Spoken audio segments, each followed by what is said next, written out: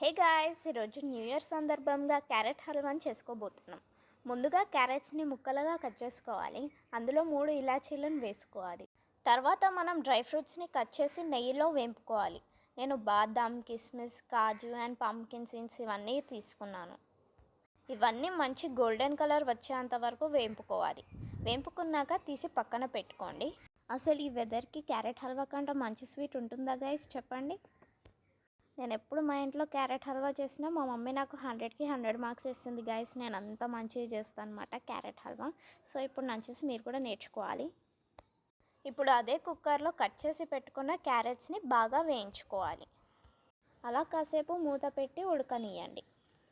ఆ తర్వాత మూత తీసి వేడి చేసుకున్న పాలు 2 కప్పులు పోసుకోండి. ఓకే గైస్, మీ ఇంట్లో ఎవరైనా మీ సిబ్లింగ్స్ డైటింగ్ చేస్తూ ఉంటే మీరు ఖచ్చితంగా ఈ రెసిపీని వాళ్ళ కళ్ళ ముందు తినాలి. అప్పుడు వాళ్ళ ఫేస్ చూస్తుంటూ ఉంటుంది గైస్, ఆ సంతోషం లెవెలే వేరు అసలు. ఓకే, ఇప్పుడు మనం 1 కప్ షుగర్ వేసుకుందాం. వేసుకున్నాక 3 విజిల్స్ వచ్చేంత వరకు మీడియం ఫ్లేమ్లో పెట్టుకుందాం. 3 విజిల్స్ వచ్చాక ఒక 10 మినిట్స్ అయినా పక్కన పెట్టండి. క్యాప్ ఏం ఓపెన్ చేయడానికి ట్రై చేయకండి. తర్వాత క్యారెట్స్ని మ్యాషర్తో బాగా స్మాష్ చేయండి. చిన్నపిల్లలు ఎవరైనా ఈ రెసిపీ ట్రై చేసేటప్పుడు 3 విజిల్స్ వచ్చినాయి కదా అని ఎమ్మటే కుక్కర్ మూత ఓపెన్ చేయొద్దు. అలా చేస్తే కుక్కర్ పేలే అవకాశం ఉంది గాయస్. మరి ఏం చేయాలి అనే డౌట్ వస్తే 3 విజిల్స్ వచ్చాక ఒక 10 మినిట్స్ అయినా కొద్దిసేపు చల్లారేదాకా పక్కన పెట్టండి.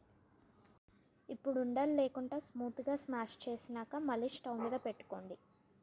వేంపుకున్న డ్రై ఫ్రూట్స్ని కూడా యాడ్ చేసేయండి. మీడియం ఫ్లేమ్లో క్యారెట్ హల్వా దగ్గర అయ్యేంత వరకు కలుపుతూ ఉండాలి.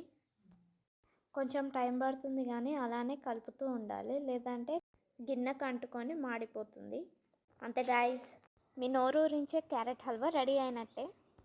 ఇప్పుడు చెప్పండి గాయస్, ఎంత ఈజీ కదా. మీరు కూడా తొందరగా చేసుకొని ఎలా ఉందో కామెంట్ చేయండి. లైక్, షేర్ అండ్ సబ్స్క్రైబ్ చేయడం మర్చిపోకండి. Thanks for watching.